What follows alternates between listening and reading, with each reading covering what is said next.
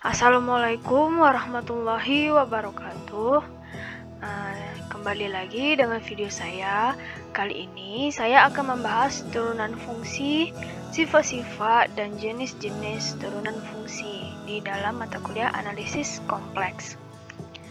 Nah, jadi yang pertama kita akan membahas turunan fungsi terlebih dahulu. Nah, jadi turunan fungsi ini, jika fungsi Z adalah fungsi yang kontinu dalam daerah D di bidang Z, maka turunan dari fungsi Z itu adalah f aksen Z sama dengan limit dari fungsi Z ditambah delta Z dikurang fungsi Z per delta Z, di mana delta Z itu mendekati 0. Nah, jadi pokoknya asalkan itu ada limitnya. Nah, yang kedua kita akan membahas tentang sifat-sifat fungsi turunan.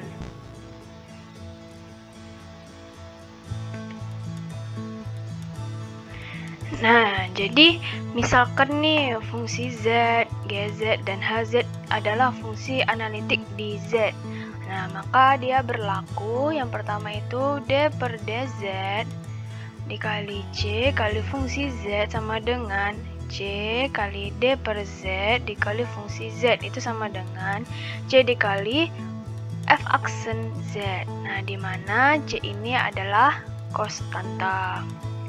Nah, yang kedua itu D per Z dikali fungsi Z ditambah GZ, itu sama dengan D per Z dikali fungsi Z ditambah D per Z dikali GZ, itu sama dengan F aksen Z ditambah G aksen Z. Nah, yang ketiga itu D per DZ dikali fungsi Z dikurang GZ. Nah, sama saja kayak nomor 2 ini, ya kan? Cuman tandanya aja yang beda, kalau ini tambah, ini kurang. Nah, sama kan? Nah, di sini sama dengan F aksen Z sama dikurang G aksen Z.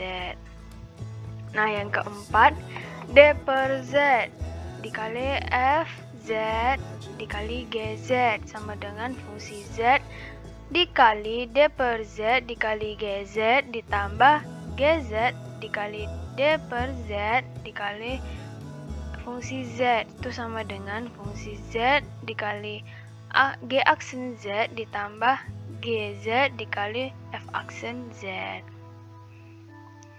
Nah, yang kelima itu D per DZ dikali fungsi Z per GZ, itu sama dengan GZ dikali D per DZ dikali fungsi Z dikurang fungsi Z D per DZ dikali GZ per GZ kuadrat. Nah, itu sama dengan GZ dikali F aksen Z dikurang fungsi Z dikali G aksen Z itu per GZ kuadrat. Nah, jika GZ tidak sama dengan 0. Nah, yang keenam, jika W sama dengan fungsi U sama dengan GV dan V sama dengan HV, maka dW per DZ sama dengan dW per DU dikali DU per DV dikali DV per DZ. Nah, yang ketujuh, jika W sama dengan fungsi Z, maka Z sama dengan F pangkat 1 dikali W, sehingga dW per DZ itu sama dengan 1 per dW per DZ. Nah, yang ke-8, jika Z sama dengan fungsi T, maka W sama dengan GT dan T ini adalah parameter, maka dW per dt sama dengan dW per dz per dz per dt. Yang ketiga ini jenis-jenis turunan fungsi. Nah, yang pertama ini ada jenis turunan fungsi elementer. Nah, misalkan C konstanta kompleks dan fungsi Z suatu fungsi kompleks yang kontinu di suatu titik pada D, maka berlaku yang pertama D per DZ dikali C sama dengan 0. Yang kedua D per DZ dikali K kali F Z itu sama dengan K dikali F aksen Z. Nah, yang ketiga D per DZ dikali Z pangkat N itu sama dengan N kali Z pangkat N kurang 1.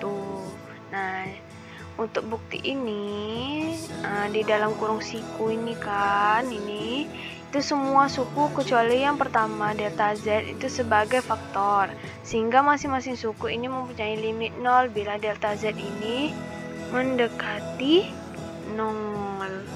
Nah, jadi benar bahwa D per DZ dikali Z pangkat N itu sama dengan N kali Z pangkat N kurang 1. Nah, untuk yang kedua ini jenis turunan fungsi eksponen dan logaritma. Nah, di sini D per DZ dikali E pangkat Z sama dengan E pangkat Z. Nah, buktinya ini misalkan Y itu sama dengan E pangkat Z, maka ln Y itu sama dengan Z. Jadi menurut diferensiasi implisit 1 per Y dikali Y aksen itu sama dengan 1. Dan karena itulah Y aksen itu sama dengan Y dan sama dengan juga E pangkat Z. Nah, yang B itu D per DZ dikali A pangkat Z sama dengan A pangkat Z ln A. Nah, buktinya ini pembuktiannya A pangkat Z sama dengan E pangkat Z kali ln A. D per DZ kali AZ sama dengan D per DZ dikali E pangkat Z kali ln A. Nah, D per DZ ini dikali dengan E pangkat Z kali ln A itu sama dengan E pangkat Z kali ln A dikali D per DZ dikali Z kali ln A, maka sama dengan A pangkat Z kali ln A. Jadi terbukti.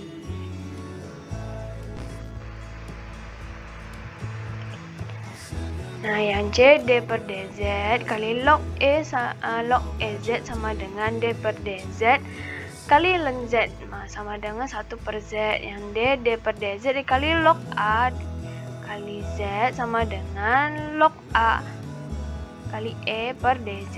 Dan yang terakhir D per DZ kali A log Z sama dengan A log Z per DZ. Nah, yang ketiga itu turunan fungsi trigonometri. Nah, yang A ini D per DZ kali sin Z sama dengan cos Z. Nah, buktinya D per DZ dikali sin Z itu sama dengan D per DZ. Kita kalikan E pangkat IZ dikurang E pangkat min IZ per 2I sama dengan 1 per 2I dikali DZ kali E pangkat IZ dikurang DZ per dikurang D per DZ dikali E pangkat min IZ. Nah, itu sama dengan 1 per 2I dikali I kali E pangkat IZ ditambah I kali E pangkat min IZ sama dengan I kali E pangkat IZ ditambah I kali E pangkat min IZ per 2I. Nah, karena I sama I ini bisa dicoret, maka tinggal I kali E pangkat min IZ ditambah I kali E pangkat min IZ per 2 itu sama dengan cos Z. Nah, untuk B-nya D per DZ dikali cos Z itu sama dengan min sin Z. Nah, buktinya itu D per DZ dikali cos Z itu sama dengan D per DZ dikali E pangkat IZ ditambah E pangkat min IZ per 2. Nah, sama juga ya dengan yang ini. Ini hanya beda tandanya saja. Kalau yang D per DZ sin Z itu sama dengan cos Z itu kurang, kalau yang B ini ditambah. Sama ya. Nah, lalu dapatlah di sini 1 per 2I dikali I kali E pangkat IZ dikurang I kali E pangkat min IZ itu sama dengan min I dikali I kali E pangkat IZ ditambah I kali E pangkat min IZ per 2I. Nah, I-nya kita coret. Jadinya 1 kan. Maka di sini tetap ada minnya karena di sini hasilnya min 1 ya. Nah, jadi min I kali E pangkat IZ ditambah I kali E pangkat min IZ per 2. Maka terbuktilah bahwa sama dengan min sin Z. Nah, yang D itu D per DZ dikali tan Z sama dengan secant kuadrat Z. Nah, yang E itu D per dz dikali kotangen Z sama dengan min cosecant kuadrat Z. Yang F D per dz secant Z sama dengan secant Z dikali tan Z. Dan G ini D per dz cosecant Z sama dengan min cosecant Z kali kotangen Z. Nah, yang keempat itu jenis turunan fungsi inverse trigonometri. Nah, tadi kan fungsi trigonometri, kalau ini inverse-nya.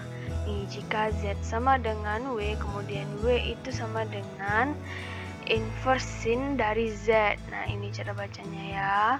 Nah, secara umum kita definisikan inverse trigonometri atau singular itu fungsi inverse cos dari Z, inverse tan dari Z, dan lainnya.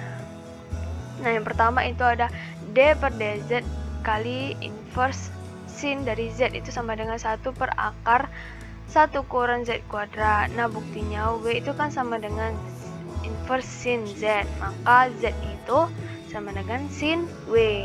Nah, kita balikkan saja ya kan, pindah ruas. Nah, dz ini sama dengan cos W dw. Nah, jadi dw per dz itu sama dengan 1 per cos W. Nah, sama dengan 1 per akar dari 1 min Z kuadrat. Nah, sama dengan ini kan dw per dz. Nah, kita substitusikan W-nya tadi kita buat inverse sin dari Z, maka masukkan saja dan itu dibagi dengan dz sama dengan 1 per akar 1 min Z kuadrat. Maka terbukti ya. Yang B itu D per dz dikali inverse cos Z itu sama dengan minus 1 per akar Z kuadrat dikurang 1. Nah, buktinya sama juga kayak tadi ya. Kita W-nya itu sama dengan inverse cos dari Z, maka Z itu sama dengan cos W. Nah, dz-nya itu sama dengan min sin W dw. Nah, jadi dw per dz itu sama dengan 1 per sin W sama dengan 1 per akar Z kuadrat min 1. Sama dengan ya, kita substitusikan W-nya dibagi dengan dz sama dengan 1 per akar Z kuadrat dikurang 1. Nah, yang C-nya ini D per dz kali inverse tan dari Z sama dengan minus 1 per 1 tambah Z kuadrat. Dan yang D ini D per dz dikali inverse dari kotangen Z sama dengan min 1 per 1 tambah Z kuadrat. Nah, yang E ini D per dz inverse secant dari Z sama dengan 1 per 1 akar Z kuadrat dikurang 1. Yang terakhir D per dz inverse cosecant dari Z sama dengan min 1 per Z akar Z kuadrat dikurang 1. Nah, yang kelima ini turunan fungsi hiperbolik. Yang pertama ini ada D per dz dikali sin hiperbolik Z sama dengan cos hiperbolik Z. Nah, yang B D per dz cos hiperbolik Z itu sama dengan sin hiperbolik Z. Nah, yang C ini D per dz dikali tan hiperbolik Z sama dengan secant hiperbolik kuadrat Z.